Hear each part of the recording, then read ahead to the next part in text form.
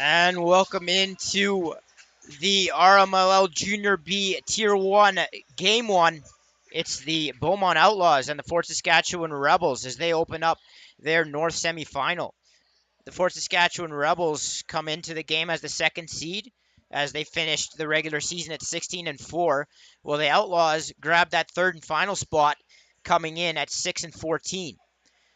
The season series, the Rebels swept, going 4-0 against the Outlaws, and came away in the season finale with a 14-10 win over Beaumont at home.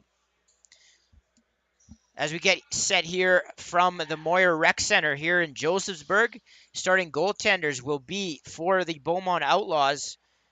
It will be Dorland. Caleb Dorland comes into the game with a 75% save percentage. And in the other end, it will be Bowen Carpenter for the Rebels. Comes into the game just north of an 81% save percentage. As we get set here.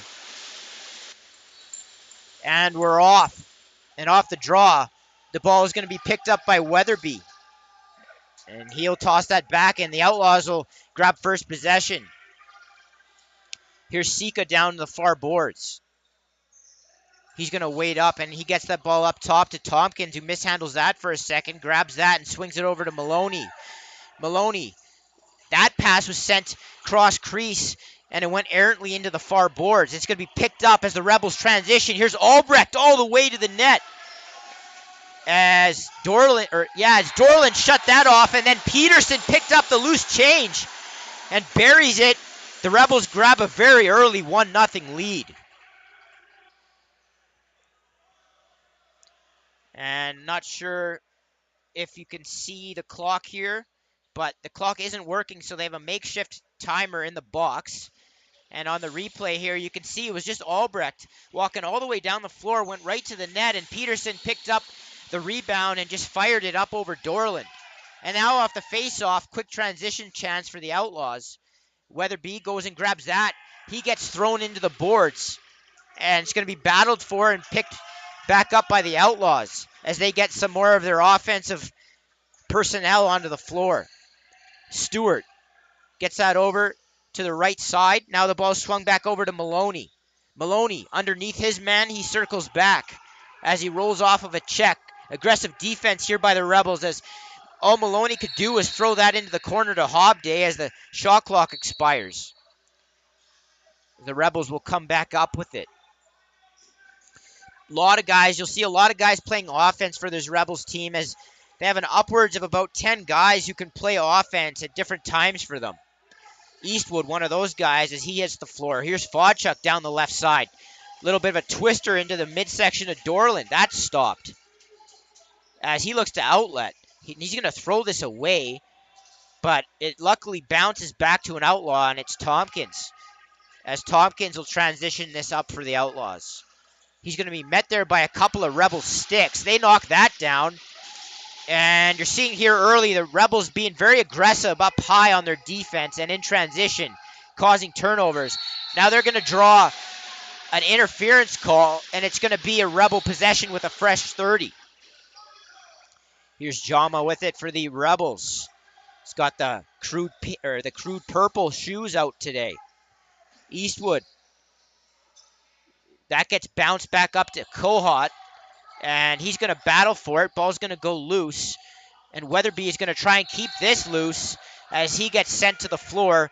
That'll be an easy minor interference possession call, and it'll be Outlaw ball. Keys to the game here. For the Outlaws, they're going to want to slow this game down. You want to minimize the amount of possession time the Rebels have, as that prolific offense that led the RMLL Junior B division with 248 goals. You want them to spend as little time on the floor as possible, as now they're going to call a hold on the Rebels. Seth McKenzie and the Outlaws will get this game's first power play. And conversely, a key as far as the Rebels are concerned, you want quick ball movement, a bunch of swings up top, get that Outlaw defense having to move side to side so you can open up the middle of the floor and do what you do best and get inside and get quality opportunities. So off the penalty call. It'll be Lee up top. He'll be joined by Maloney on the left shooter, Hobday on the left crease, Stewart, who just took that shot, on the right shooter, and Tompkins on the right crease. Up top, Lee. That shot gets sent in. That's stopped easily, and now Albrecht will grab this. As the Rebels look to make this kill, Albrecht will jog into the Outlaw zone. Scratches for tonight out for the Rebels: Rylan Walsh, Grayson Albrecht, Ethan Hackett, Riley Longmire, and Riley Lewis. And out for the Outlaws, it will be Caden Nestor, Marcus Hildebrand, Nathan Hendricks, Alex Wildeboer, and Eric Greenwood. As the Outlaws look to try and capitalize off the back half of this power play. Here's Maloney on the left shooter. Maloney plays catch with Lee. Tompkins back to Maloney, who sent it up top to Lee, who was met there by a stick check. Now that shot sent in, and that's stopped again by Carpenter, who's very economical in net. Not having to move too much and making these saves look easy early on. Really good season for the rookie out of Sherwood Park. Now that shot sent in. Another 5-hole shot. Right now the Outlaws sort of babying their shots into Carpenter, and if they're going to find success, they're going to have to start stepping into some of these. Zorniak is going to come up over the rag line as he's met by an Outlaw. They're going to say back over, although it looked like Zorniak saved himself there, but nonetheless, with a little bit of time left on the power play, the Outlaws will make their way back into the offensive zone. Tompkins to Stewart, up to Lee. Lee Maloney. And wide open on that far crease is Tompkins as he buries that quick stick. It's 1-1. And just as that penalty was about to expire, the Outlaws grab a goal and knot this one back up at once. And you'll see this replay here.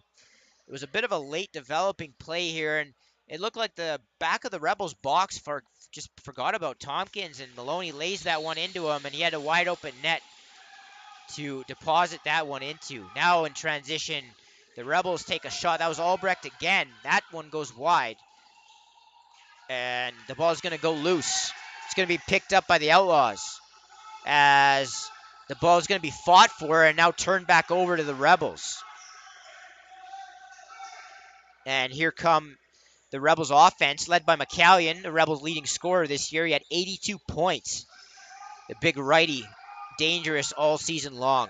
Eastwood, he swings that over to Lowe. Lowe, up across the top, and he's tripped. There was an Outlaw who had just basically biffed and was lying on the ground, and Lowe unfortunately took the brunt of that. And the ball turns over. It'll be Outlaw ball as Long comes up over center, playing his U17A lacrosse last year for Parkland. As the ball gets thrown up high, swung back over to Maloney. Maloney thinks about going underneath, rolls back, ball's turned over. Good check there by McKenzie. McKenzie's going to try to rush in here, and McKenzie goes short side. Good shoulder stop there by Dorland as the ball goes loose into the corner. It's going to be picked up by Cutler as the Outlaws look to put some pressure here on the Rebels as we hit the 13.5-minute mark of the first period. Score tied 1-1. Ball's turned over again up high. And it's Reynaud. Reynaud in on a breakaway. Reynaud buries it high up over Dorland. It's 2-1. So the Rebels in transition, making the Outlaws pay. That's 2 by the way of transition. And you saw them turn the ball over up high a couple of times. Last time it was Seth McKenzie getting a breakaway opportunity. Dorland able to turn that one away. But this time, Reynaud comes in on Dorland and doesn't make any mistake going up high around the Outlaws netminder. It's 2-1. As it'll be a possession call off of the ensuing draw. It'll be Rebel ball. Peterson in tight as he hit a cutting McCallion. And that was a good stop by Dorland. As he tries to stabilize the Outlaws right now. As if you're the Outlaws, This first period is massive. You don't want to lose track of this game, lose touch, and you want to try and stay within a few goals at the very least here early in this game. Here's Sika as he goes underneath his defender, and that was, it looked like it bounced off the floor. It might have caught a piece of Carpenter, and now Simonson will come into the offensive zone, and he's going to circle back. Gets that ball safely to Kohut. Kohut looking to swing. Now the ball's sent over to McCallion. McCallion underneath his man. He gets the ball back up top. Rebels, that was Kohut trying to make his way to the net, and he got tossed down, and they're going to say holding, and it'll be a Rebel power play.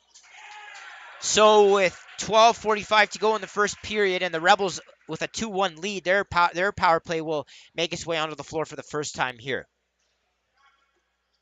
And this is a big moment, as we just touched on. If you're the Outlaws, the last thing you can afford is, in a series where you're already a big underdog, to get down early.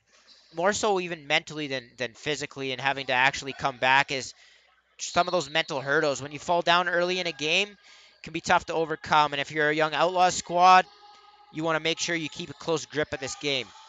As Fodchuk has a huge moving pick set for him, and it's going to be Outlaw ball.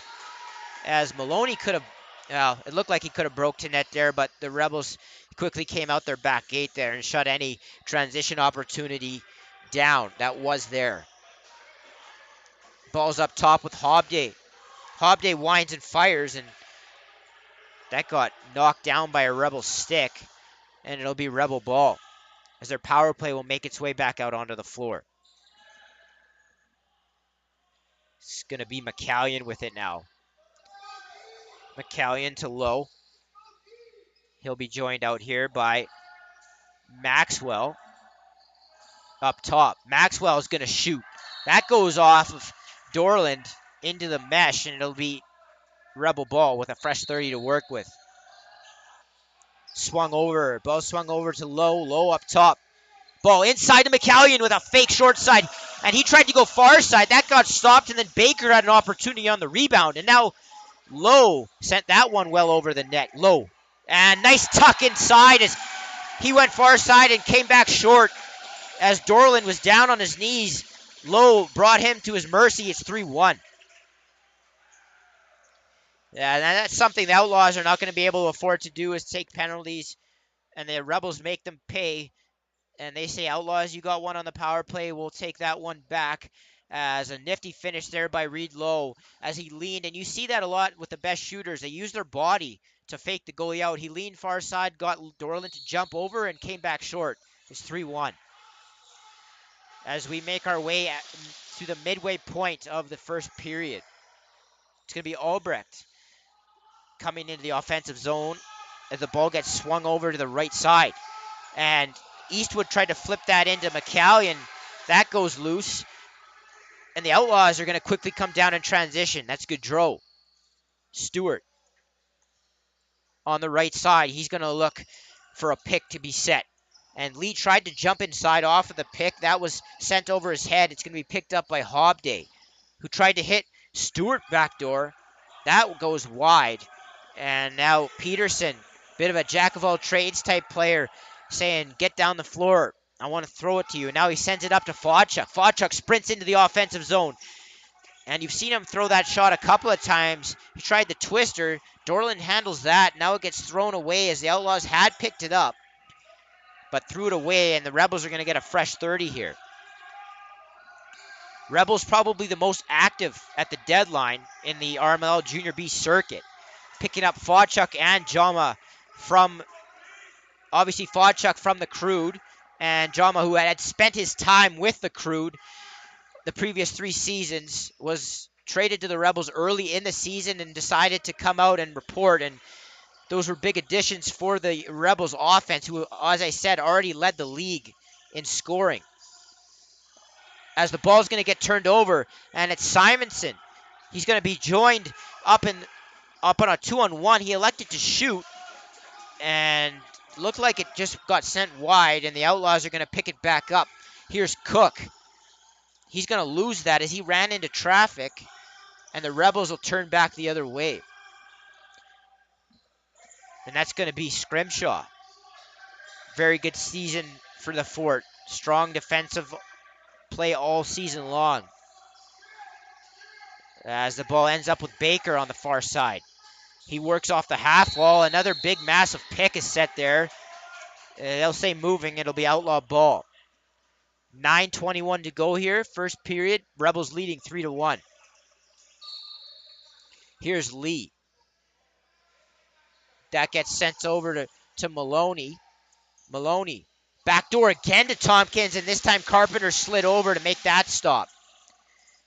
As Tompkins will go pick that loose ball up.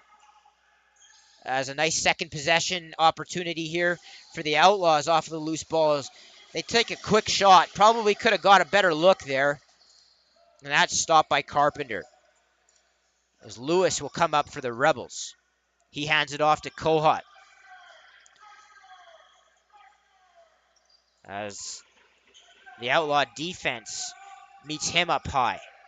Baker swings it over to Jama. Jama inside. He tried to hit a cutter. That was Kohut. Wasn't able to connect, and now the ball is going to get tossed or basically just bounced down the floor. The Outlaws will wait for that shot clock to expire and get a new 30. As not sure what's going on here. Maybe a goaltender equipment issue. It looked like Carpenter might have signaled that his helmet maybe asked for water. I don't know. It's hard to see here in the Moyer Rec Center. But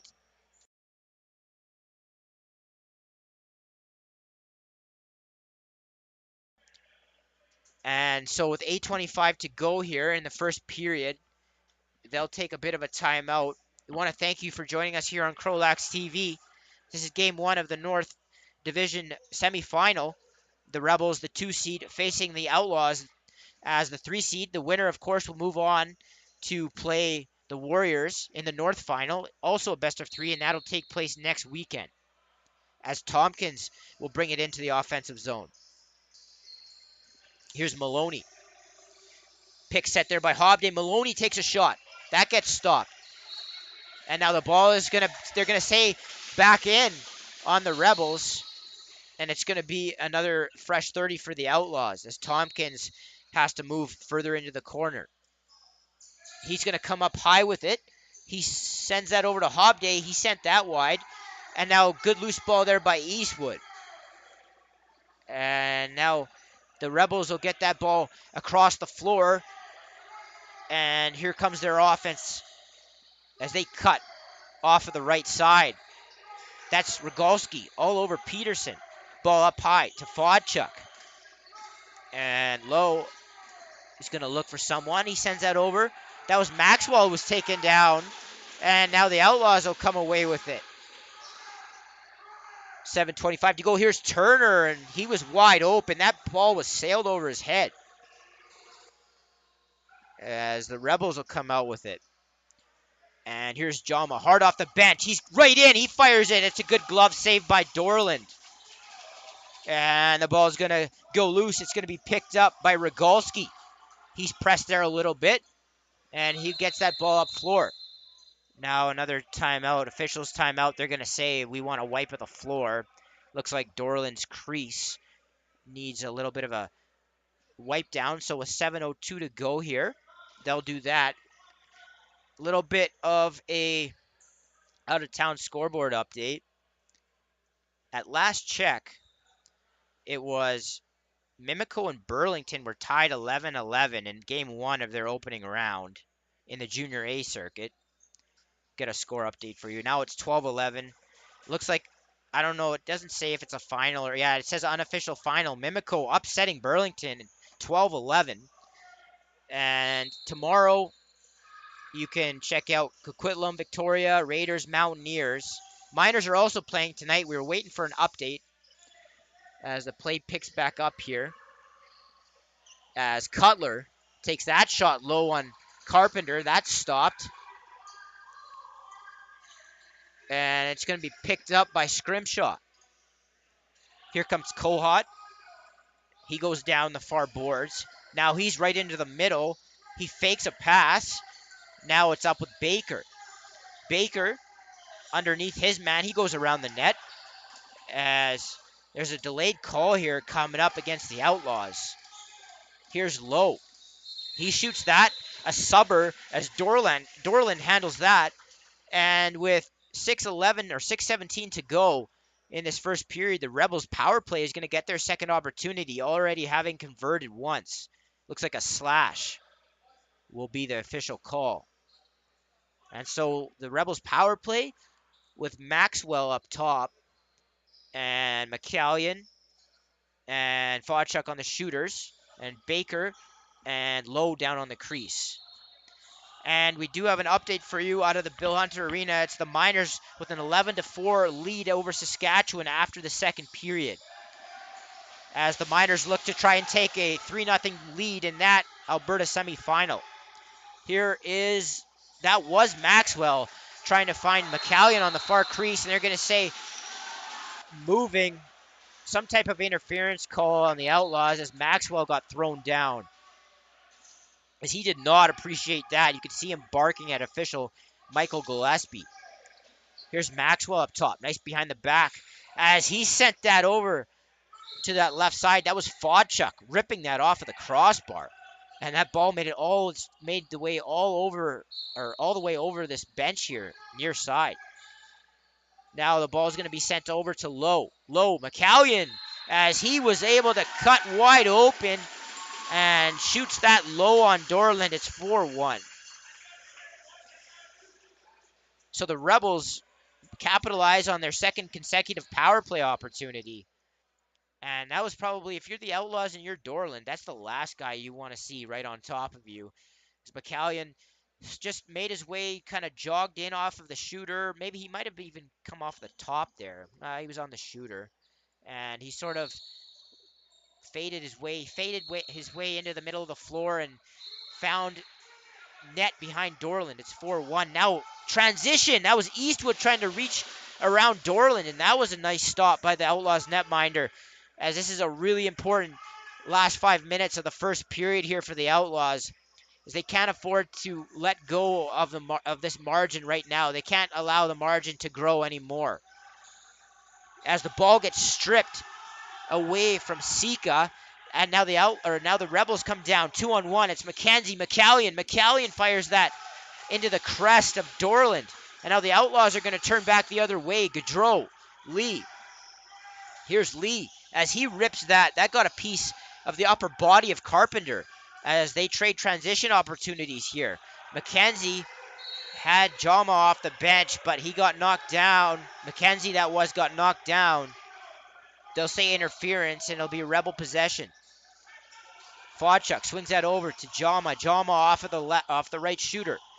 He flips that to Lowe, backdoor, and not quite able to gather that was Baker. They call him in the crease, and it'll be outlaw ball. The Outlaws will come back off the right side here. Stewart underneath as he gets a quality opportunity, and Carpenter fights that off. And here are the Rebels once again. Simonson makes his way down the floor, as he's pressed there by Cutler. Now Kohut winds and fires. That goes wide far side. And the ball goes far into the far boards, and it's picked up by Weatherby. He comes in and fires low, and that's stopped. And that'll be Scrimshaw up floor. A little bit of a difficult pass there, but it's eventually gathered, and the Rebels will come back up into the offensive zone. Fodchuk, Maxwell, McCallion. He comes up top, inside to a wide open Lowe. He tried to come back short side once again. This time Dorland said no. Be outlaw possession. Murray gets it over to Rogalski, and Sika will come down the right side for the Outlaws. 3:10 to go, first period. Rebels lead 4-1. As the ball gets thrown into Lee, he got a chance there as he was pushed inside the Rebels' crease. The net comes off, and Carpenter will have to put that back on. I guess the ref's not going to help him out. So Carpenter will have to put that back, and they'll wait for that to take place, and then they'll blow it back in. Rebels leading here 4-1. Late first period as Lewis navigates his way through the neutral zone. Here is McCallion. He swings it over.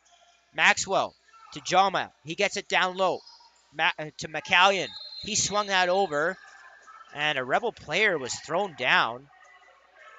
I don't know what exactly is going on here. They're saying it's outlaw ball, though. And so they'll have a fresh 30, and then right off of the whistle, Scrimshaw belted the outlaw down. That was Turner. Not easy to do. Turner's a big man. And the Rebels will come away with the ball. Here's Kohut. Kohut off the left side. He's waiting for another lefty to come onto the floor. He threw that high for Baker. That ball is going to bounce down into the Rebel zone. And Weatherby, trying to pick up the loose ball with Carpenter out of the net, was belted by Kohut coming back. And now Kohut takes a shot to the face from an outlaw. Rogalski, that was. And now they're going to try and sort this out. I mean, they could call a charge there. I don't know, but it looks like they're just going to say possession, outlaw ball. As I'm actually surprised more didn't happen after that. So that was quite the collision. Scrimshaw did run in from a ways away. Didn't hit him like, it wasn't like, the hit itself wasn't dirty. It was just the fact that there was such a long run up. Definitely could have called a charge. As Outlaws head coach Stu Sturpar not happy with the proceedings out on the floor. I don't know what the delay is here, but now they blow it in. And it's going to be outlaw ball here with 2:08 to go here, first period. And that was Sika with a tuck underneath. And the Outlaws got to figure out that you're not going to beat Carpenter through his stick. There are some goalies that, I don't know, get tired, get lazy, their sticks turn. They're not all the way down and pressed against the floor. But Carpenter isn't one of those guys, and they got to start shooting to open areas of the net. Here's Lowe. He gets that ball down low to McCallion. McCallion inside to Fodchuk. He ripped that on net. And now they're going to make a call against the Rebels. They're going to send Kohut to the box for a rough, it looks like. Didn't see it take place.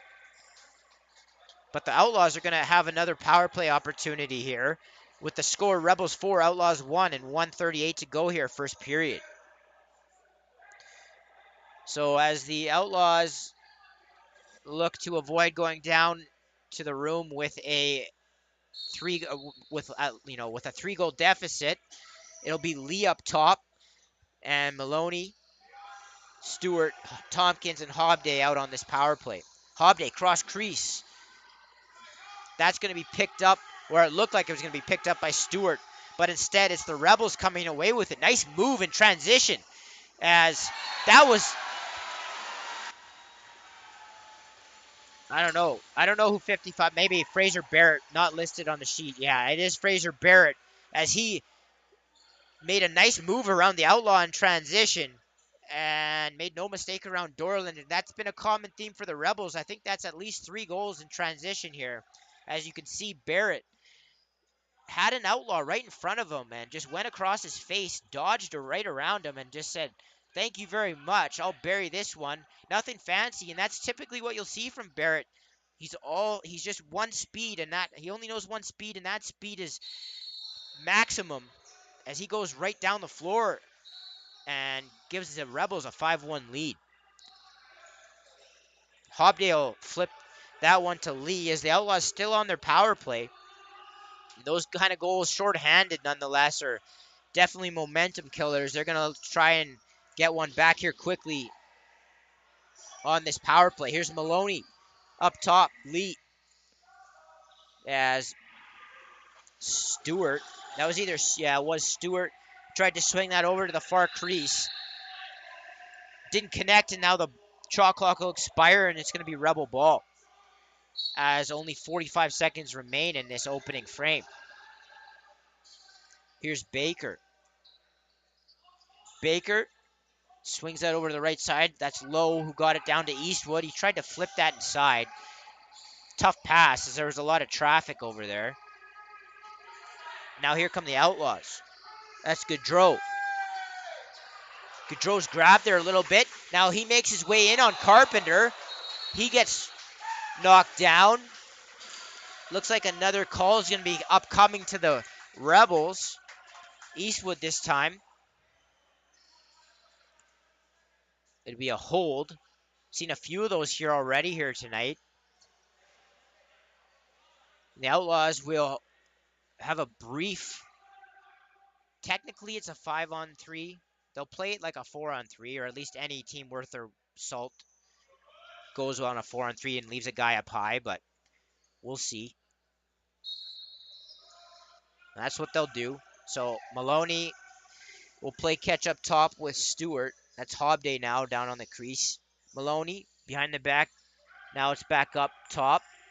Hobday as he tried to step around Carpenter. Good job there by Bowen Carpenter as he stood his ground. Not overcommitting there. Now they blow it dead again. And looks like timeout. Or, I guess it's the end of the period. Yeah, as the clock, keep forgetting that the scoreboard here is not working. So the clock expires, no horn. Clock expires, so after the end of the first, it'll be the Fort Saskatchewan Rebels 5 and the Beaumont Outlaws 1. It's game 1 of the North Division semifinal. And we thank you for joining us here on CROW LAX TV. We'll be right back here with you in just under 10 minutes' time.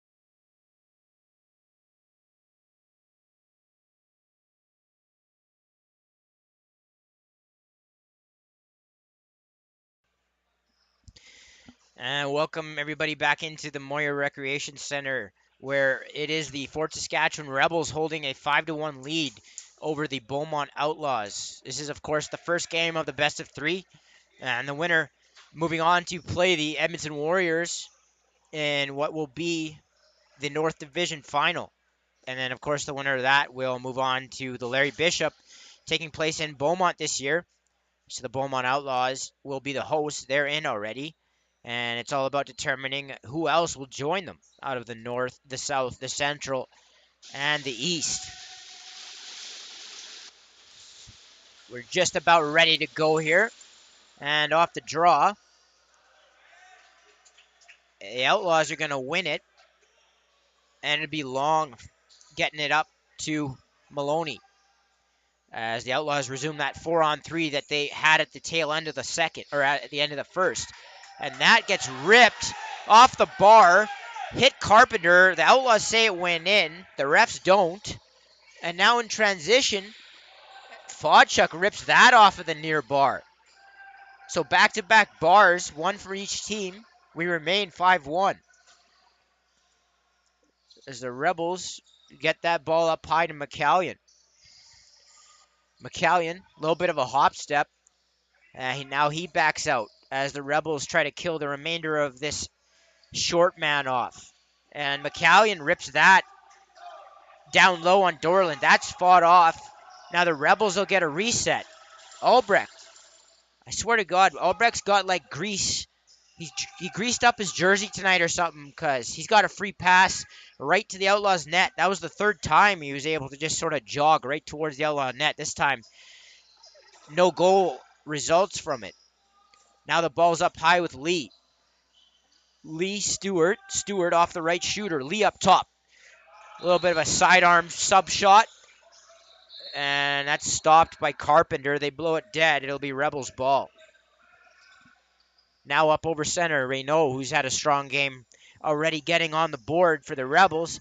That ball is flipped. Now on a backhand pass. That looked like Fodchuk into Jama, and that was stopped by Dorland. Dorland's made some really good saves here, despite this game being at 5-1.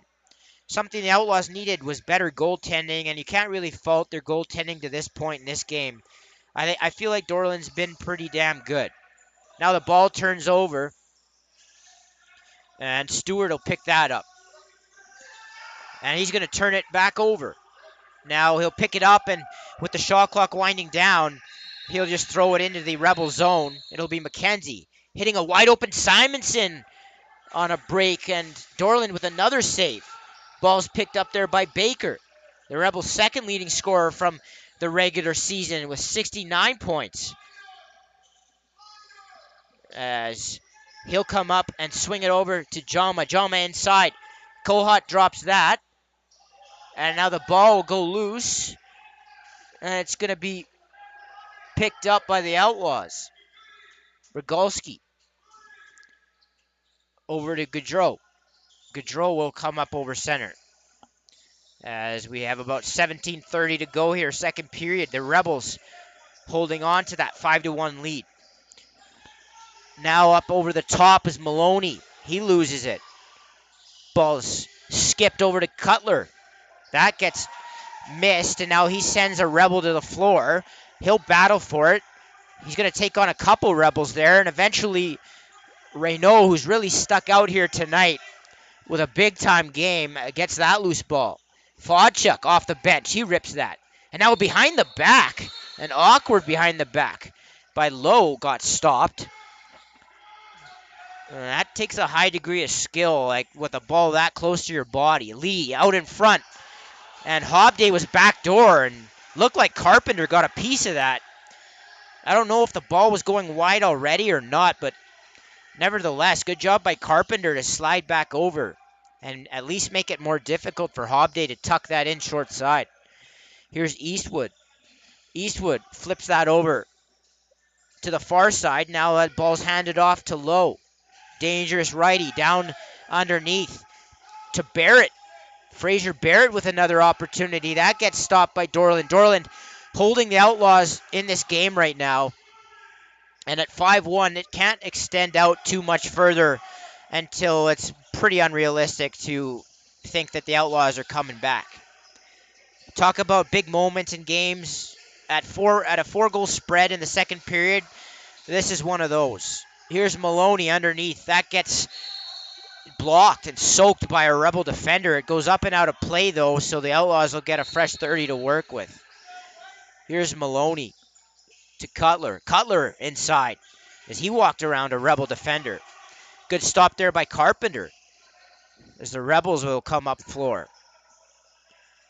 They'll slowly jog into the Outlaw zone. Ball on the left side.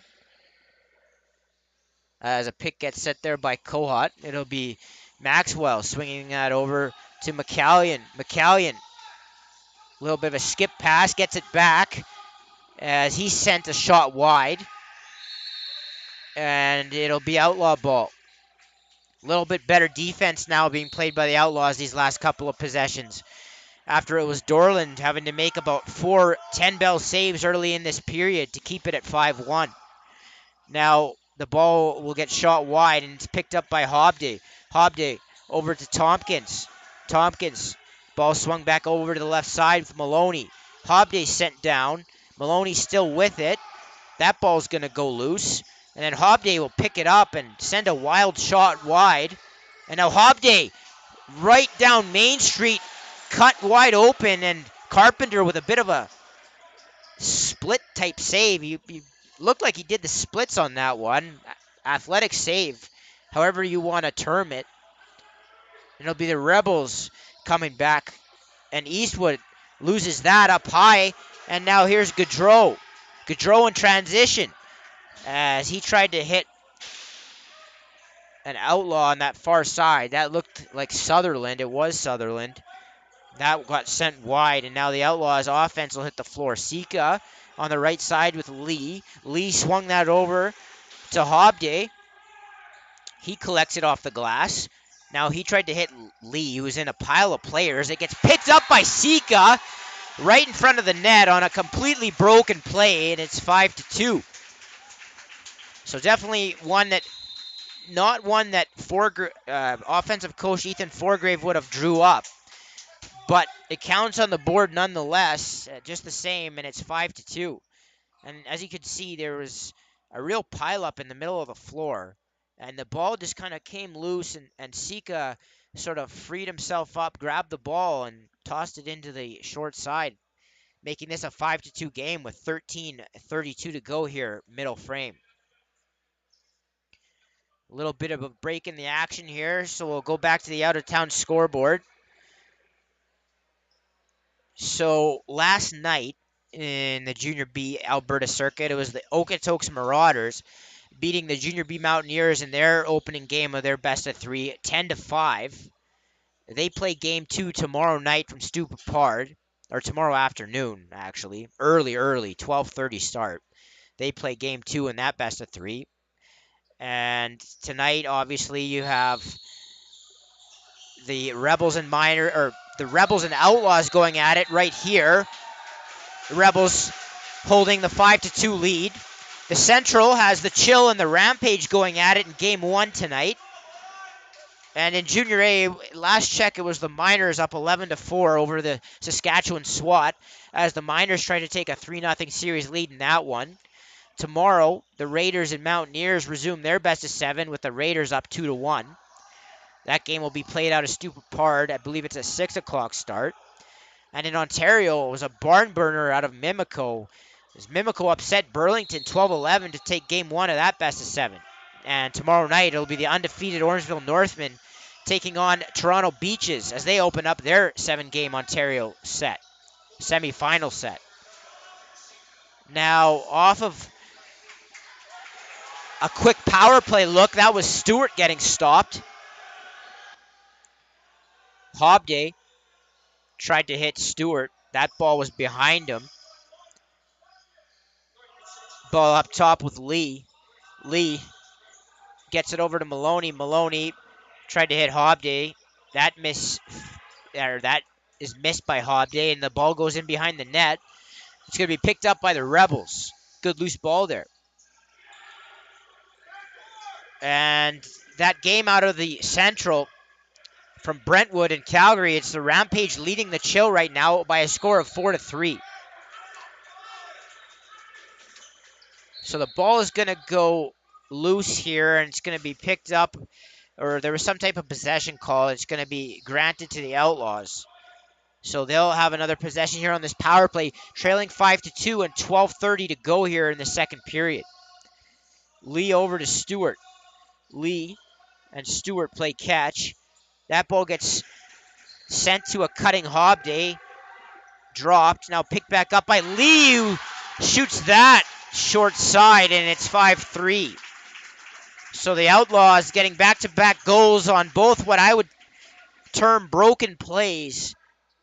And they catch Carpenter maybe taking a step too far as they narrow this Rebel lead down to 2. As you can see on this replay here, Lee ended up getting the ball.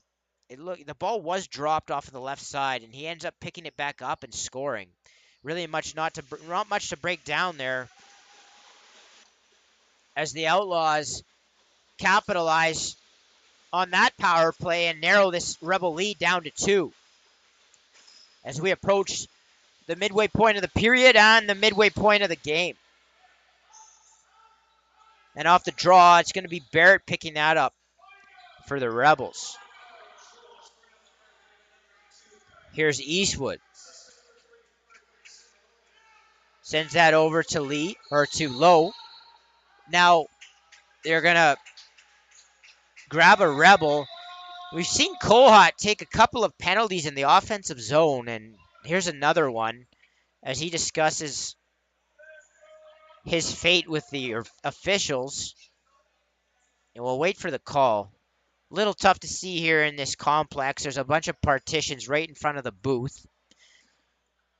It looks like, I don't know, the early indication is a cross-check of some kind. Yeah, it is a cross-check, so the Outlaws only down 2 now, as they've narrowed this from a 5-1 Rebel lead to a 5-3 Rebel lead. Will go to the man advantage. So the Rebels asking for an explanation on that. And it'll be the Outlaws power play back to work. Lee, the Outlaw leading point getter from the 2023 regular season, will go to work up top. As he sends that over to Maloney. Maloney shoots that. Easy stop for Carpenter. As Reynaud rainbows that over to Albrecht. Now Baker off the bench. Baker tried to go 5-hole, and that gets stopped. And now the Outlaws will come back up floor. So the Rebels doing a pretty good job of that in this game, is getting quickly off bench. They've gotten about, 3 or 4 really good looks that way. Jumping quickly off of the O-gate and getting looks in transition for their O guys. Here is Stewart with a quick stick right out in front. Just missed that short side. And with 10 minutes to go here, about 10:50 to go here in the second period, it'll be Rebel ball. Zorniak up over center. There's a cutting Fodchuk. He turns back out. He's going to be chased by Hutchings. Now, ball's with Baker behind the net. He tried to throw that one out in front. Goes way over everybody, or behind everybody, and down the floor, and it'll be Outlaw ball. As the Rebels try to maybe extend this one out a little bit further, as the game has suddenly got pretty tight. Now Stewart, or that was Tompkins with a quick stick. That got stopped by Carpenter. Now Tompkins with the ball back over to Maloney. That goes wide. So the Outlaws a little bit disjointed here on this power play. Lee over to Tompkins, and he sends that right into the belly of Carpenter. And it'll be Rebel ball with McCallion coming up as he's met there by Maloney. He flipped that over to Eastwood. Eastwood underneath a couple of defenders. Eastwood They say he stepped in the crease or was over the plane. I don't know. He fired that in the net. The whistle had already blown pretty clearly. Won't be a goal. Eastwood with really good work there. I think they called him in the crease, and it'll be outlaw ball. Maloney. Turner up top. As Stewart tucks underneath and rips that one off bar. And he does a good job of getting that loose ball. Stewart, oh, he tried to flip that inside off of the roll, but didn't quite make it there. And now the Rebels will come back up over center. Here's Peterson. Peterson, who had the opening goal of this game, will circle back and wait for reinforcements.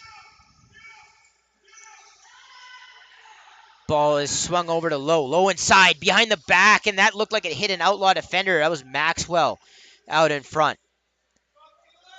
Great deal of skill by the diminutive lefty. And you can bet that anytime he gets in on net, there's a good chance he's capitalizing. Just wasn't able to get that behind the back on net that time. Now the Outlaws with it. As the ball is swung, that's a good knockdown by Simonson. As he's knocked down there by a pretty massive moving pick. That goes uncalled.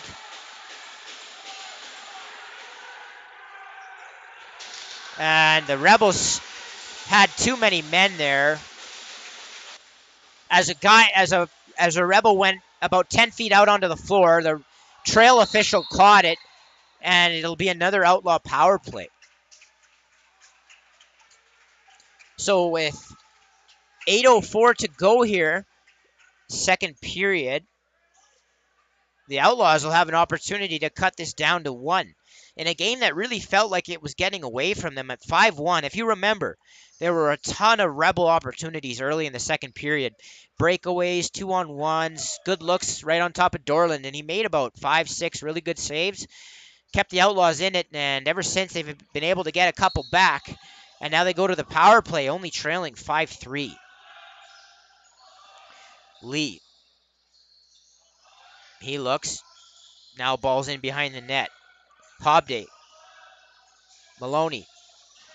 Now the ball gets tossed into the boards, and it's going to be picked up by Carpenter, and now the Rebels will come down the floor. A high hit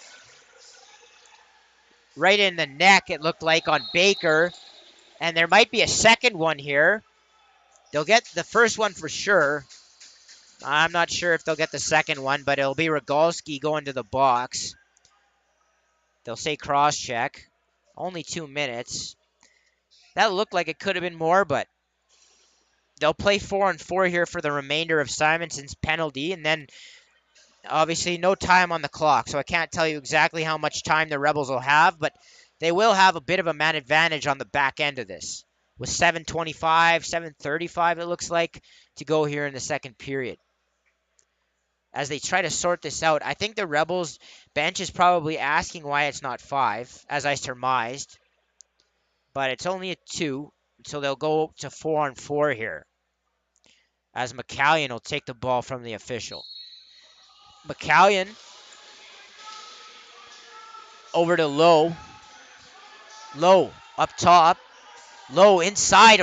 Tried a bit of an around-the-world play. And that went wide, and it'll be outlaw ball. As they finally, I don't know what that was. As they blew that in with Lee basically standing on top of the 24. He was allowed to walk right to the net. And luckily for the Rebels, it didn't result in a goal. And now Lee gets cleaned out right in front of the net. Very odd sequence of events there. Lee picked the ball up right on the 24-foot line with nobody around him, and they blew it in, and it was a golden opportunity, and the Rebels remain unscathed. Here's Stewart up top. Stewart behind the back. Stewart tried to get that back from Tompkins. That goes over his head. Still 4-on-4 here. Maloney underneath. Maloney out in front. Good stop there by Carpenter. And the ball is going to go back up floor. Here's Simonson.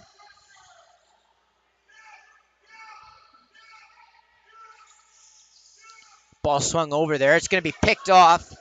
And here's Hutchings. He gets caught by Lowe. Good job there by the offensive-minded Lowe to get back. And now Hutchings will survive some traffic and pull the ball out. As Simonson returns to the floor. Out in front, that's Turner. And he goes around Carpenter. It's 5-4. Rebels with 6:01 to go here. Second period. As you can see on the replay here, it was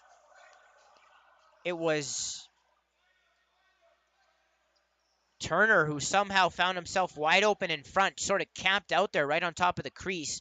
He used his size to box out the defender and reached around Carpenter and made no mistake. So the flow of this game has been really strange here because, like I said, it felt like the Rebels were about to pull away, and Dorland was able to hold the Outlaws here early in the second period in the game, and it hasn't even seemed like the Outlaws have done much offensively, but they've capitalized off of maybe some mishaps defensively by the Rebels and some loose ball, broken plays, and suddenly this game's only a one-goal game as there's still 6 minutes to play here in the second period. And if you're the underdog, that's all you want, is to be in a game and put that pressure on a favorite. And you can bet that the Rebels might be starting to feel a little bit of that as we start to get into the later stages of this game. That ball is picked up by Sika off of the draw. And he'll roll back out. Here's Sika. Maloney swings it over. Ball's shot by Lee wide of the net. And now a massive hit as Eastwood was taken down, as it looked like he didn't see the Outlaw there. Looked like it might have been from behind too, but no call. And the Outlaws, Sika with a shot. That gets blocked. Sika swings that over as a Rebel was taken out viciously. Looked like Eastwood. And now away from the ball after the whistle had gone. A little bit of an undisciplined play from the Rebels, as I didn't even see who it was. Are they taking two Rebels here? Looks like they are. And it looks like one will be for cross-check. I don't know. Nonetheless, it's gonna be a 5-on-3 for the Outlaws, as I think the Rebels have plenty to be upset with there. As it looked like Eastwood was taken out on like some type of bridge. I didn't quite see it, but it looked like the guy submarined him on a moving pick.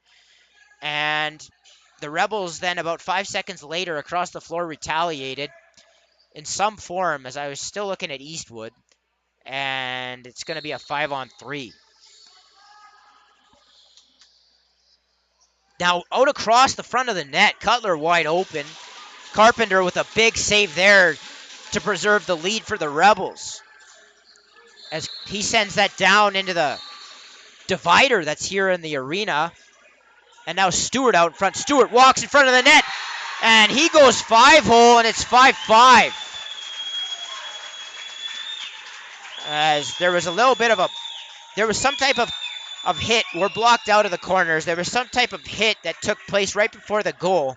Ball came out in front, and Stewart goes 5-hole, and suddenly this is a 5-5 game with 4:53 to go, as one Rebel will come out of the box. And now Carpenter is going to ask, I don't know if the Rebels bench called this. I think Carpenter asked for time as he comes to the box, and I think he asked for water. And I think if anything, it was the Rebels. The Rebels want this timeout anyway, because they're going to try and reel this thing back in, as suddenly they find themselves in a tie game, 5-5. And I think right now, if you're the Rebels, that's probably your worst enemy is discipline. Yeah, it's frustrating that Eastwood got what looked like dirtied, but you can't, especially with everybody at a dead stop there, you can't take that kind of penalty away from the play. Easy for the refs to spot.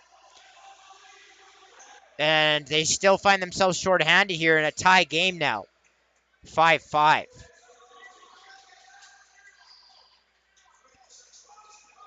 And it looks like they're going to remain 5-on-3 here, as they announce it in-house here.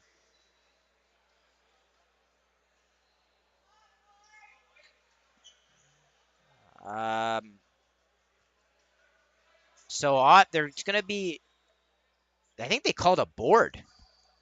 I think they just called a boarding on that hit that took place in that corner. And we apologize again. The corners are really difficult to see here. But it looks like from the signal that I got from official Michael Gillespie from looking across the floor, it looks like they just gave the Rebels a 5-minute boarding penalty, as they explain it to the Rebels bench. Yeah, the Rebels obviously are wondering. It didn't look like honestly, it didn't look like the call happened in real time. Like, it looked like they went and discussed it after the fact, after the goal and everything. And maybe that's what they're explaining to the Rebels.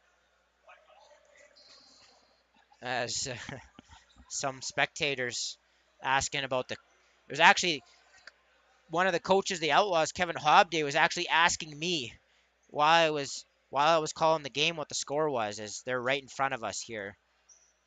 But I think everybody's in the same boat here as we try to figure out, with no clock and everything, what the score is and what some of these penalties are. As it looks like we're ready to go here. It does look like we're going to remain 5-on-3, as they grab the Rebels for boarding there. And this is, again, this is what, if you're the Rebels, this is some adversity. And if you're going to go all the way to the Founders Cup, you got to bet that you're going to have to face some. And the Rebels are facing some here right off the bat here, right off the jump in game one. Here's Tompkins down low.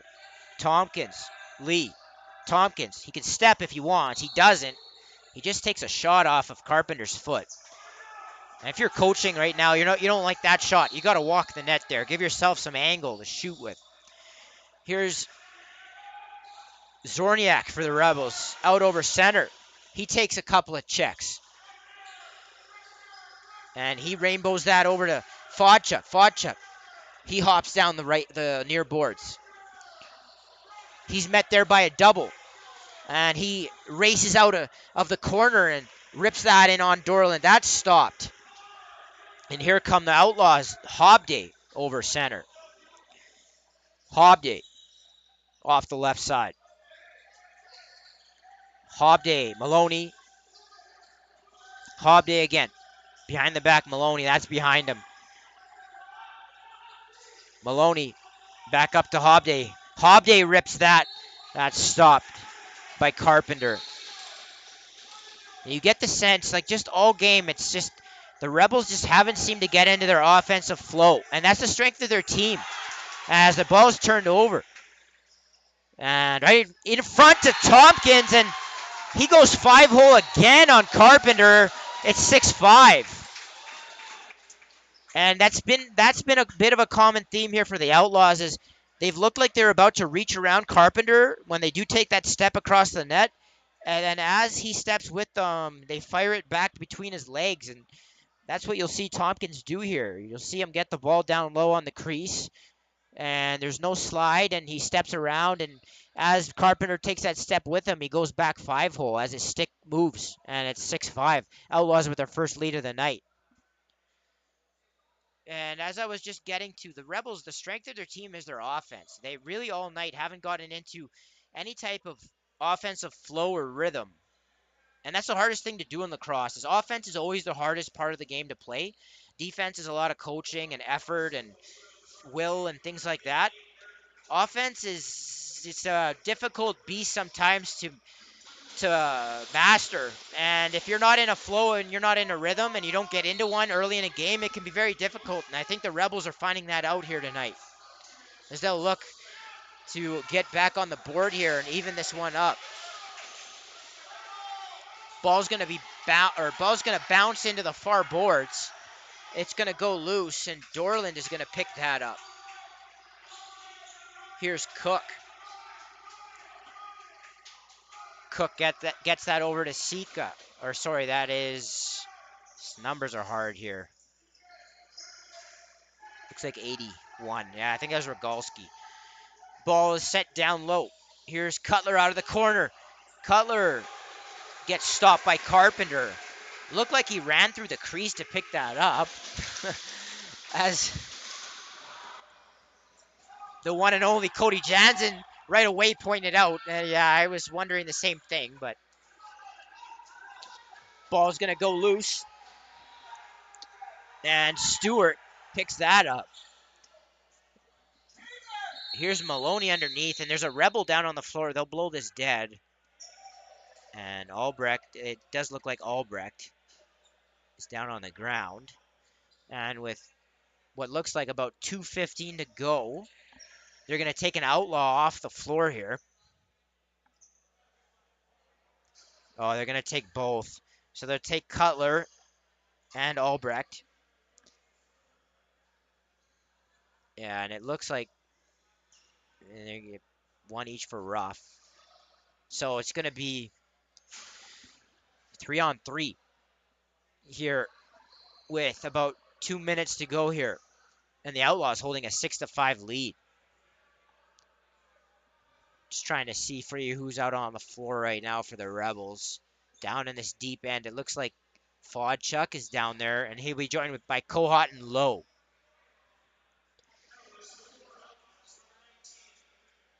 As they try to source this one out here again. I don't know who this favors. Probably favors the Rebels, and maybe this is the spark that they need to get going offensively here, as they don't have a goal here in this middle frame.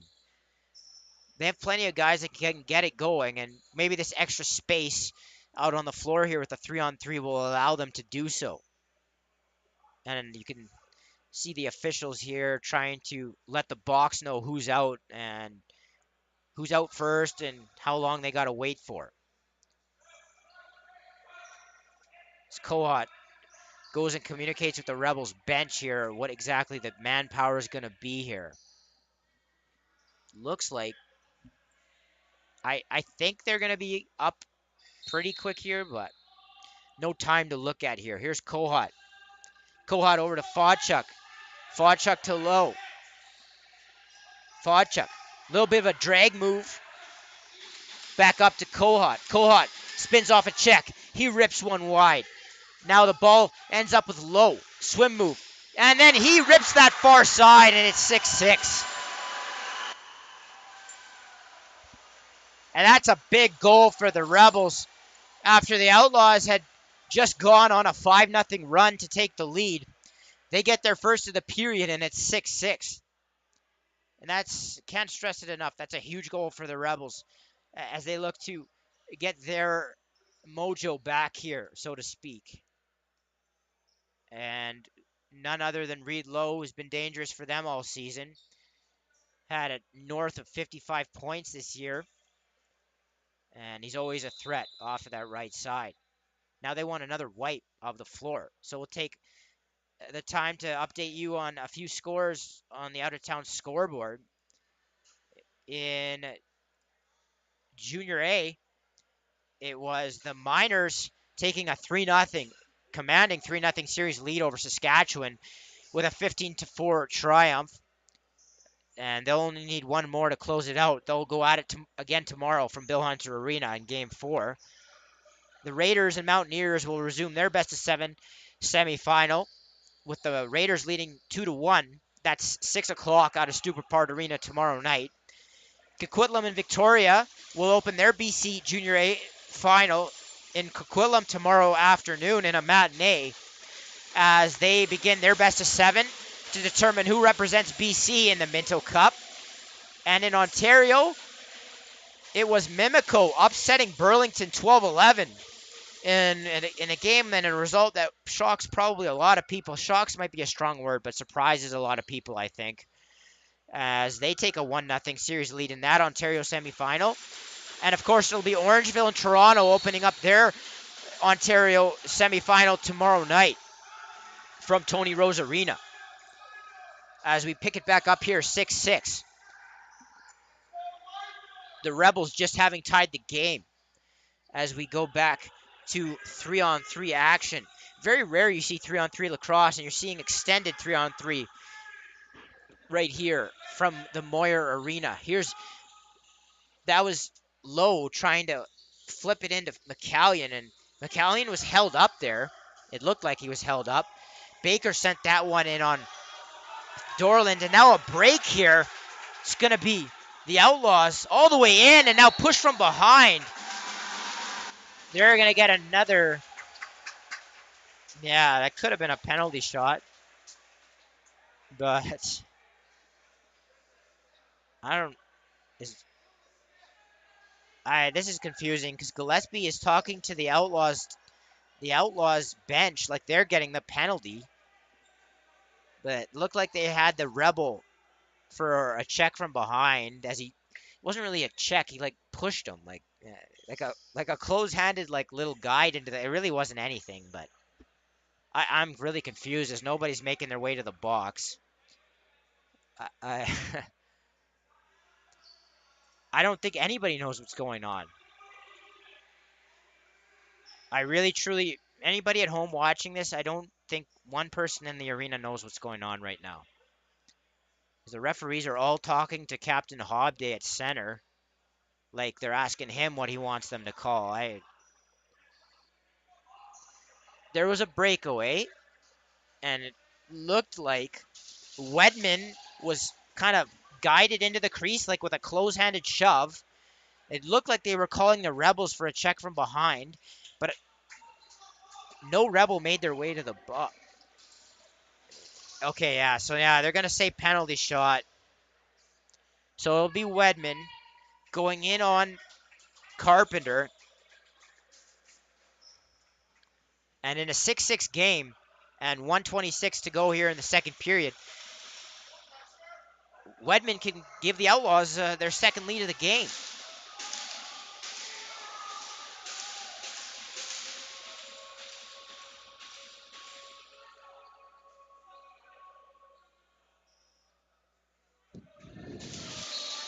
Finally, Wedman's on his way to the net here. Wedman in. Wedman, and he throws that right into the stick of Carpenter. It's still 6-6.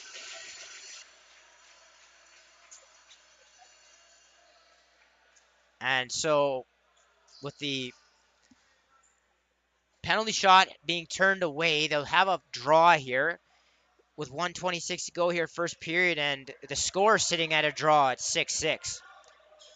And if you're just tuning in, yes, that is the correct score, 6-6. I know that is probably a pretty big surprise to a lot of people. But it's been a weird game here. I really don't know how else to explain it or describe it. It's just been a strange one. Really no rhythm, no flow to this. As I said too, I had a little chat with offensive coach Ethan Forgrave after their second last regular season game. And anytime these two teams play, it just seems to be a bit of helter-skelter. A lot of play in the middle of the floor, a lot of sloppy, kind of unorganized chaos, if you will. And no rhythm, no rhyme or reason to these games. And right now it's 6-6, and it's anyone's game. Here's Maxwell off of the left side. Maxwell rips that into the helmet, the face mask of Dorland. As he's a little bit shaken up there, you can see him sort of bend down a little bit. Hope he's all right. As the Outlaws come back into the offensive zone. Stewart to Tompkins. As it's now a 4-on-3 Outlaws. Hobday out in front. That gets stopped by Carpenter. Good shoulder save. And now out of the box, it's Albrecht. Albrecht across net. And he goes short side on Dorland at 7-6. Good heads-up play there by the Rebels. Off of the big stop by Carpenter, they send it up floor. And the veteran Albrecht goes in on a breakaway at 7-6. That's a big goal here. As with just seconds left to go in this second period, the Rebels take the lead. And you can see Albrecht doing a good job of sort of leading to that far side and then just going up and over the shoulder of Dorland as the Rebels get their much needed lead back with only 9 seconds to go here, second period. So in a way, all those penalties helped the Rebels as they were able to get a guy out of the box and send him in home free. And that's how they've gotten a lot of their offense here tonight, is in transition. As they wipe up the floor here yet again. It's that time of year. You almost need somebody employed full time with a towel and maybe a mop or something. We're ready to get going. And I don't know if either team, by the time this is picked up and possessed, I don't know if either team will say think there's enough time to call a timeout. We'll see. Because this might not be picked up till there's about 4 seconds left on the clock, or I wouldn't call a timeout. Nah, they will. They will with 5 seconds left. And so with a 7-6 lead, the Rebels will call a timeout and try to get a look here before the period expires. We want to thank you here for joining us on CROW LAX TV. And I'm sure you've enjoyed action on the channel all regular season long. Now in the playoffs, we'll be here with you right through the North playoffs and into and through the provincials that take place in Beaumont the first weekend of August, as the North champ, South champ, Central champ, East champ, and host Outlaws will rain down on the Ken Nickel Arena to see who gets sent to Poco, BC for the national championship, the Founders Cup. Regina, of course, already booking their ticket into the Founders Cup. They may or may not be at the provincials. They'll have to beat Winnipeg. But here now off of the draw, it's fired to Baker, who walks to the net, throws that wide, and unceremoniously, the second period will end with the score. The Rebels 7, the Outlaws 6. You're watching Junior B Tier 1 action here from the Moyer Recreation Center in Josephsburg, Alberta. It's game 1 of the North semifinal. The Rebels and Outlaws, the number 2 seeded Rebels, lead the Beaumont Outlaws by a score of 7-6. And we thank you for joining us here. Hit that subscribe button, and we'll be right back with you in just under 10 minutes' time.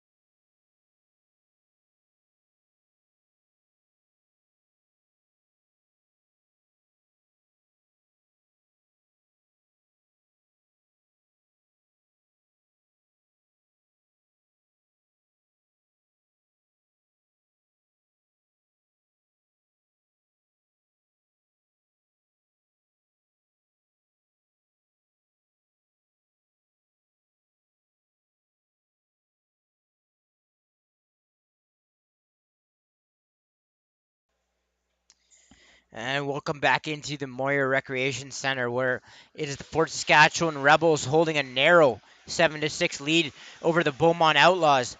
And the shots after the second period of play are actually 40-24 for the Outlaws.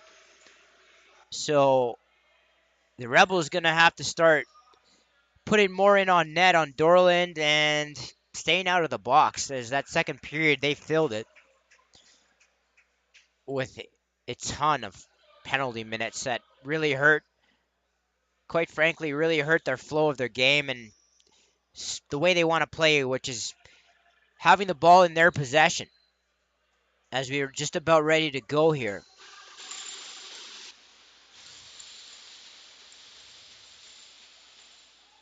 As the ball's drawn back, Gaudreau is going to be bumped off of it, but now it's was picked up by Rogalski. Rebel came out of the box, and he lost it, and now it'll be Rebel ball. McCallion up top to Maxwell, who's been lighting it up with the Junior A minors this season as an affiliate. Up top, Maxwell, no look pass. Now inside to McCallion, and he tried to sort of awkwardly twist that in on net as he kind of couldn't get his hands free, and ball went up off the floor, and it'll be outlaw ball. Ball's down with Lee on the far half wall. Lee circles back behind the net. Now he'll come back up top with it as the Outlaws try to get rid of the remainder of this penalty to Cutler. It actually looks like it's hard to tell. I don't think there's a second Outlaw in there. I think it's just him. So the Rebels will come back up floor with it, and it'll be Maxwell directing traffic. Maxwell, low. Back to Maxwell. Low. Maxwell again. Low's going to rip that, and that goes off the far post up into the ceiling. It'll be Rebel ball. 7-6. Rebels lead. Just over 18 minutes to go here in the third period. Maxwell. Back to Low. Maxwell fakes the pass, and he tried to rip that short side. That goes high and wide, and now the Outlaws will come out into the Rebel zone. Here's Hutchings. And it was Gaudreau who ended up wide open on the crease. He missed the net on the far side, and it'll be a Rebel ball.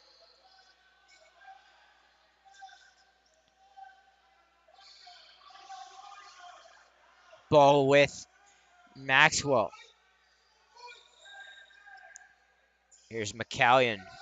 McCallion down to Low. Up top, Maxwell shoots that. That's a stop. Here comes Weatherby. He's knocked down. And now the ball is going to be picked up by Baker. 2-on-1. He had Vodchuk, and Vodchuk had drifted a little too far to the wrong side of the floor. Tried to twist that back. Couldn't quite do it. And now Maxwell gets... That was actually Vodchuk gets plastered to the floor. And now Low rips it low far side, and it's 8-6. Rebels get a multi-goal lead back. Everybody sort of stopped there for a second as Vodchuk kind of peeled himself up off the ground. Maybe a bit of a pitchfork there or something. I don't know, but the ball got worked around and made its way back over to Reed Low off of that right shooter.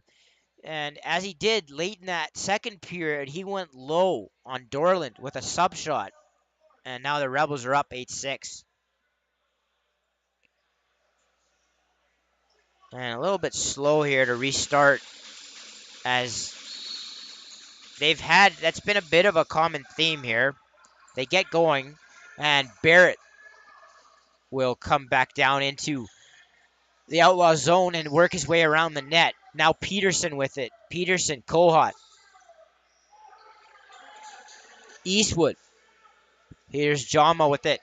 Gets it up top to McCallion. Ball swinging. Peterson up over the top. Now he finds Kohut wide open, and it's a good stop by Dorland. And while the Rebels might not have too many shots in this game, they have had some quality, and Dorland's done a pretty good job with that quality. Here's Maloney. Maloney goes one-on-one a little bit. Now he sort of disappears into the corner as somebody yells at him to move the ball. Maybe somebody, it sounds like a coach in the stands. You always got to love those people.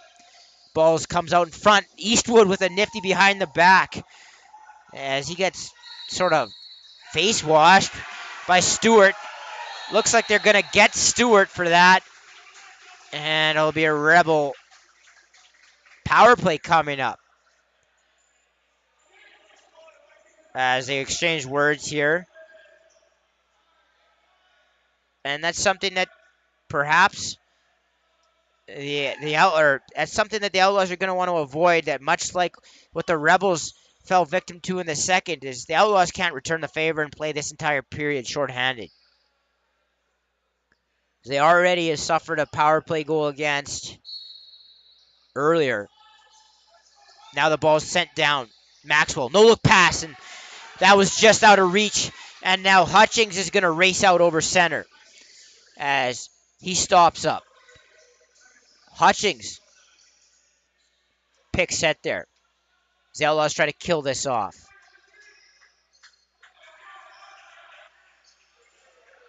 Now it's Sika. Sika works his way through a check. Sika with the shot clock winding down. He flips it back to Lee, who wound and fired that wide. As he screams at himself off the floor.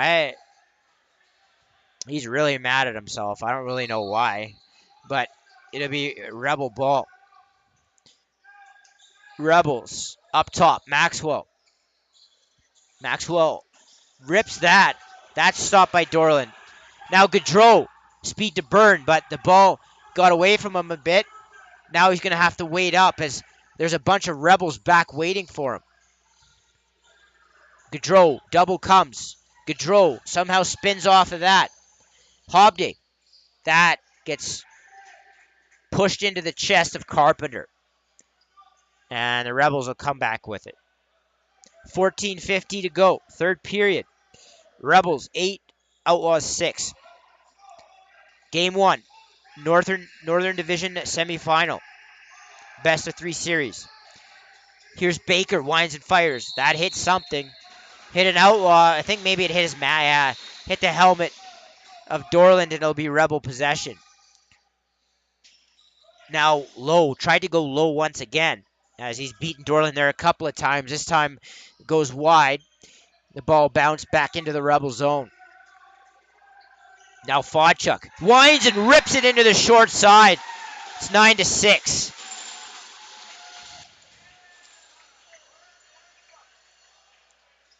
And so the broken play theme continues as both teams have, especially the Outlaws, the Rebels have done so as well, gotten goals off of unlikely sequences, if you will, and the ball kind of bounced down the floor and it was thrown back up from center to Fodchuk, who just turned around and ripped it into the short side.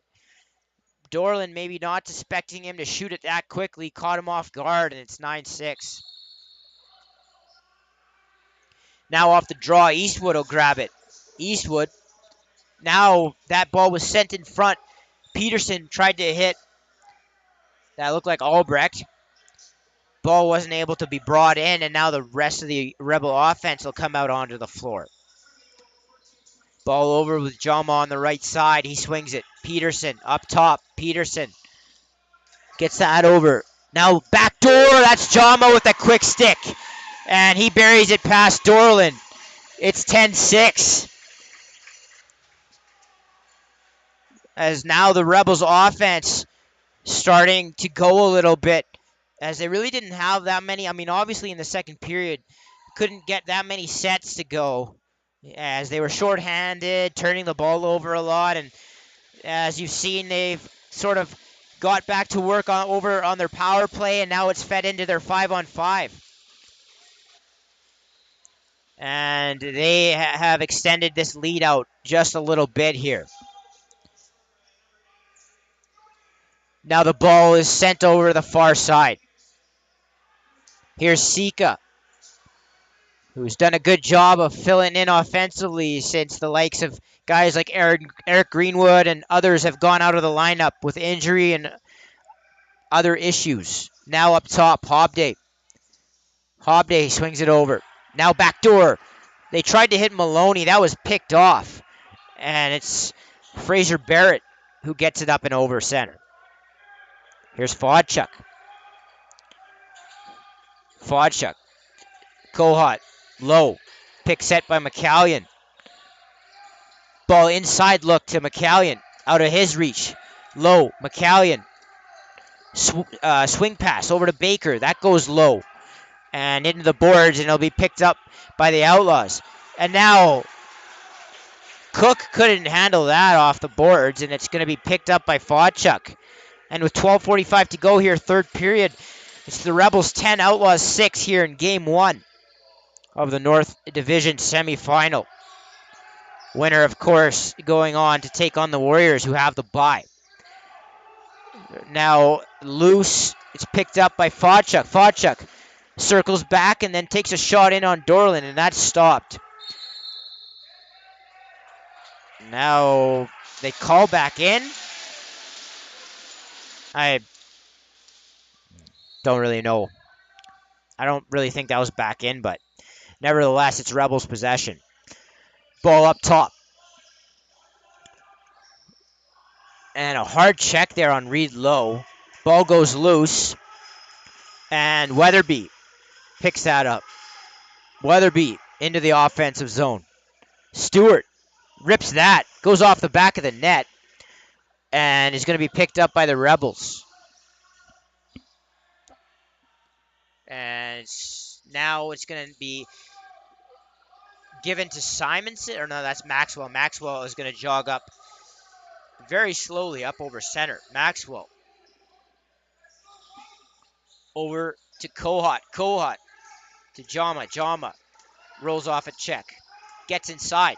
Steps back. Shoots that, and that's a good stop by Dorland. As the Outlaws get stripped. Good work there by Jama as he creates the turnover. Now the Rebels will come back over center. As the ball gets rainbowed up to Fodchuk. Last two Rebel goals scored by those acquisitions at the deadline.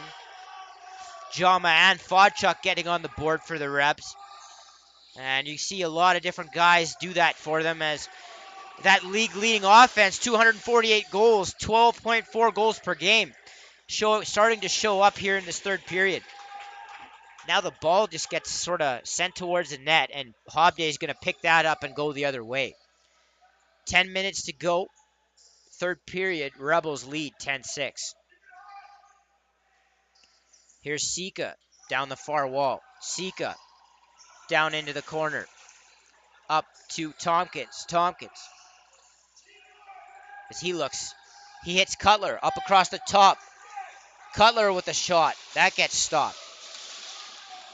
And now the Rebels will come back. Eastwood, very good season. Does all kinds of things for this Rebels team. Not quite sure I've ever seen a player create more turnovers than Nolan Eastwood at any level. I don't care if you're talking about the NLL, WLA, Senior B. And what a finish!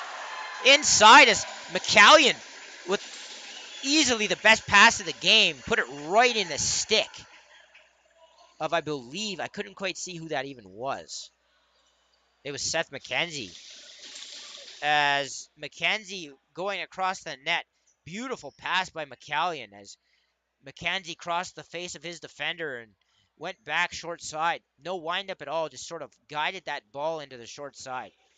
As the Rebels have gone on a run here. They lead 11-6. And now, as an Outlaw gets taken off, I don't quite, looks like Tompkins? Oh, Rogalski? I can't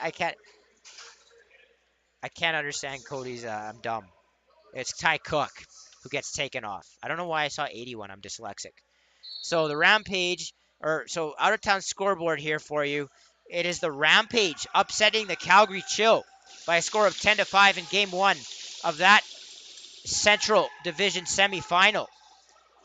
As there's been a couple of 10-5 scores already here in the playoffs, as it was Okotoks beating the Mountaineers by that same count. And now in front, that was another great pass. This time it was Fodchuk. And now there's a tie-up as Peterson, after that shot that he took on the feed from Fodchuk, went into the net. And Dorland and a couple of Outlaws took exception to that. They wrestled with him for a while. We'll see what they allot here in terms of penalties. Looks like they're gonna call something. Maybe they're taking Peterson. No, they were talking to Peterson. Peterson's making his way to the bench. And as the officials make their way over, it looks like maybe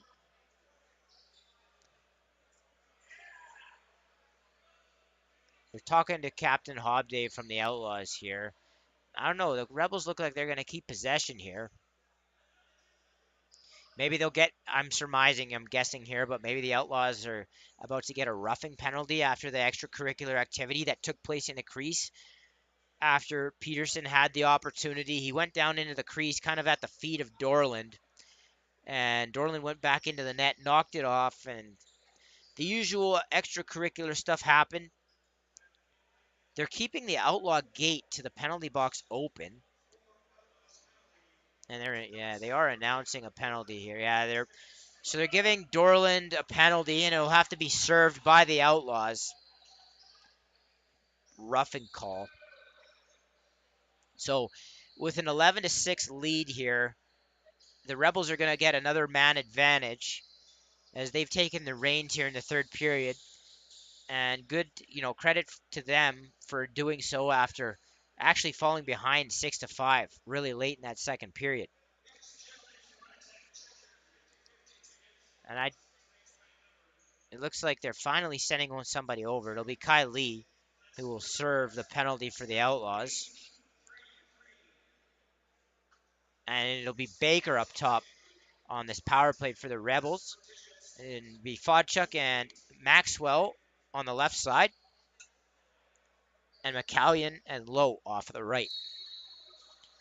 So as we get going here, Baker. McCallion back up to Baker. Baker winds and fires. That goes off of the shoulder of Dorland. And then McCallion with the rebound. That gets stopped. 9:15 to go here, third period. Rebels leading 11-6. Here's Gaudreau. Gaudreau gets it to Sika. Sika on the right side. He's checked there by Scrimshaw. Scrimshaw forces him up over the top. Right into Zorniak. Zorniak all over him. Zorniak continuing to pressure. And now the ball, they tried to hit Stewart down low. That was at his feet. Tough catch there. And it's going to be Rebel ball with the shot clock expiring. Here's Maxwell. Baker. McCallion back up to Baker. Seal set. McCallion rips that. That goes wide. As the ball dribbles back down into the Rebel end. And now Gaudreau picks it up right in front of the net. That gets stopped as they say he stepped in the crease. Wouldn't have counted anyway. It'll be Rebel ball. Here's McCallion. This time Kohut will come up top.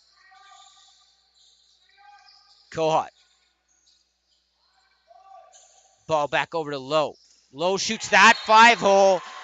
And it's 12-6 Rebels as this one starts to get away.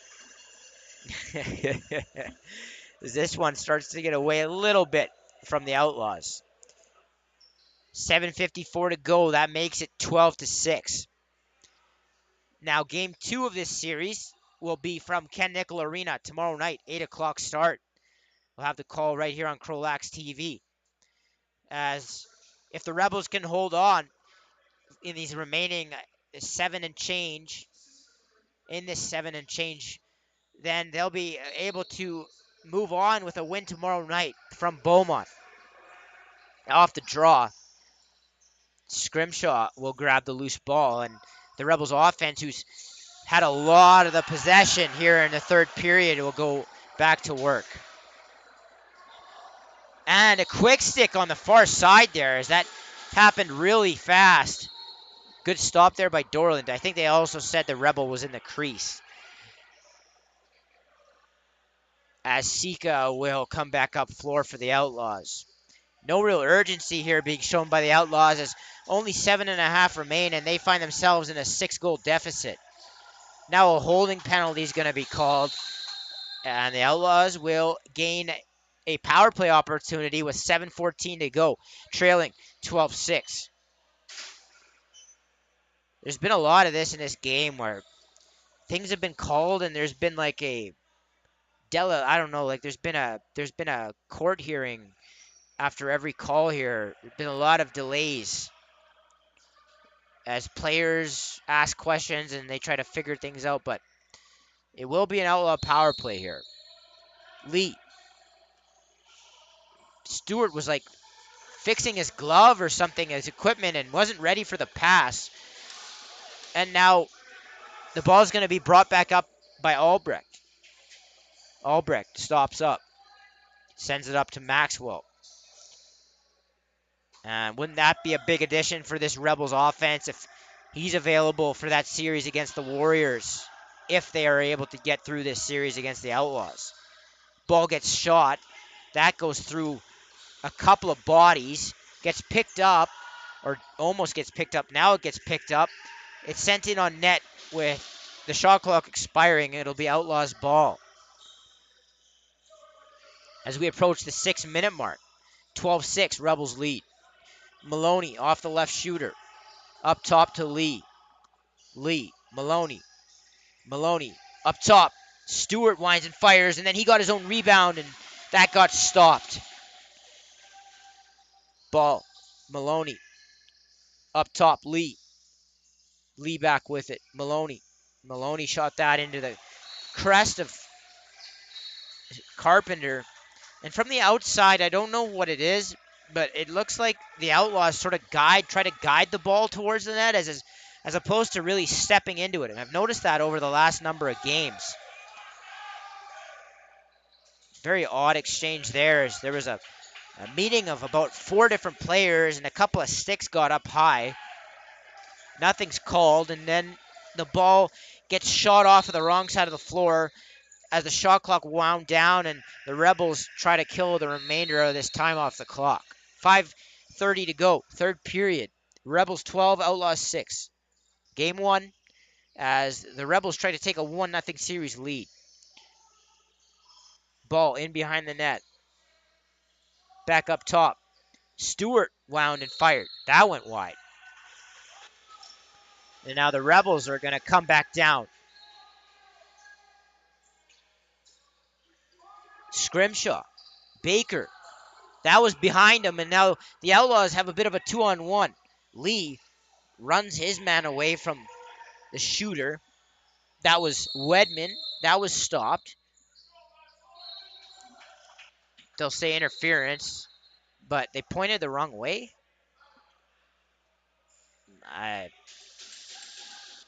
Okay, now there's a penalty, so they're going to assess a call against Brett Murray of the Outlaws with exactly 5 minutes to go. They're going to say 2-minute cross-check to Murray as the Outlaws question the call.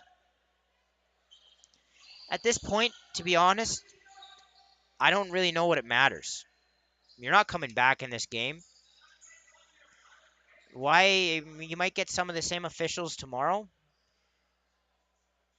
You probably want to get on the good side of things in their mind. Here's the ball up top. Maxwell. McCallion rips that off of the bar. And the ball is going to bounce back down into Carpenter. And I don't know if enough has been said about Carpenter this season, coming into the Junior B League, fresh out of out of 17A, young guy, and nobody really gave him. He wasn't highly heralded coming into junior, and he's really stabilized this Rebels back end who did struggle at times, and he's been a huge find for them and a big reason why they've had what was their best regular season to date. And now Fodchuk got sent into the boards hard. It looked like he slipped at the same time. And they'll blow it dead. Rebels did have possession of the ball, or it was being picked up by Maxwell. Looks like they'll throw a few new guys out here with limited time remaining in this one. As Fodchuk really did go awkwardly into the boards, it looked like one of his feet gave out as he was getting cross-checked, and he kind of went backwards into the boards. Wasn't with too much force, luckily for him, so I think he'll be okay as the Rebels throw out a few new bodies.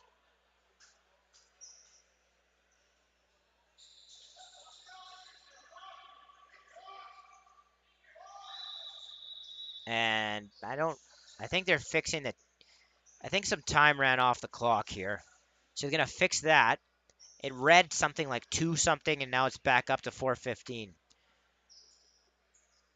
And so if you're the Rebels at this point, I don't really know. I think you got to know the Warriors are, if they're not watching right now, they will be. So I highly doubt they run any kind of play or anything like that here. I think if you're the Rebels, you're just content to work clock, drain some clock, and get out of this game healthy. Here's Simonson up top. Eastwood. Jama down low. Eastwood. Back up top. Peterson shoots that into the stick of Dorland. Now up over. And now it's stripped. Here's Jama right in. Jama elects to keep that. And out in front as Eastwood had it, then lost it as he went to shoot. And it'll be outlaw ball. Here's Cutler. Cutler goes back over as Outlaws are shorthanded. And if you're watching at home and not unfamiliar with the rules and you're shorthanded, you cannot go back over that restraining line. Eastwood goes back up top. Low. Kohut. Kohut again. Tried to go backdoor to Eastwood. Good stick there. But Hutchings and the Outlaws will come back over center. Wide open. Maloney break. And I think Carpenter got an arm on that. As the ball goes into the corner, it's picked up by the Rebels. 3 minutes to go. Third period. Rebels leading. Doubling up on the Outlaws, 12-6. Kohut. Peterson hits a cut. Oh, Eastwood was wide open. Wasn't able to bring it in, and now the ball goes loose. Outlaws with it now. And the ball's moved up to Murray.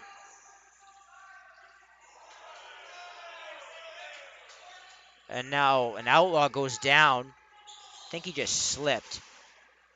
I didn't quite see it though. Now the ball off the left side. Hobday. Stewart. In behind the net. That was Sika. Stewart, excuse me. Ball's going to go. Yeah, there's a delayed call coming up against the Rebels here, and they're going to ask for a wipe. It'll be Eastwood going to the box, 2 minutes cross-checking. And so with just over 2 minutes to play, the Outlaws will either score on this or play basically the remainder of the game up a man, down 12-6, as this one's gotten away from them here in this third period. And it definitely has been a game of runs as the Rebels got out to a 5-1 lead. The Outlaws answered, went up 6-5. And then the Rebels have proceeded to score 7 straight, and they currently lead 12-6. As they get the floor sorted out, especially late in a game like this, the last thing you want is somebody to take a unnecessary fall.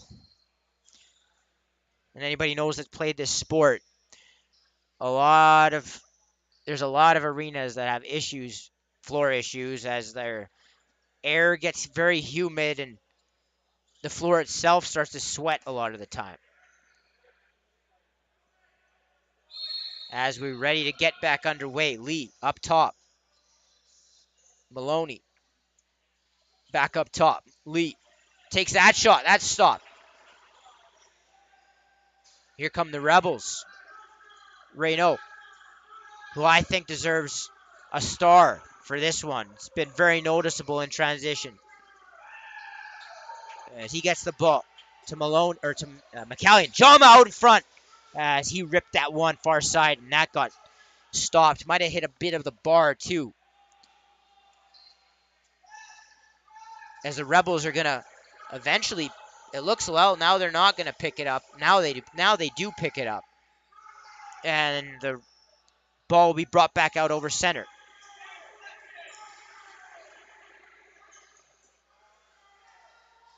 As the Outlaw bench screaming pressure. Now the ball is dumped back in behind the Outlaws' net,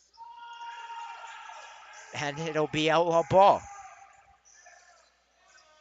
with just over a minute to go. Rebels leading the Outlaws 12-6.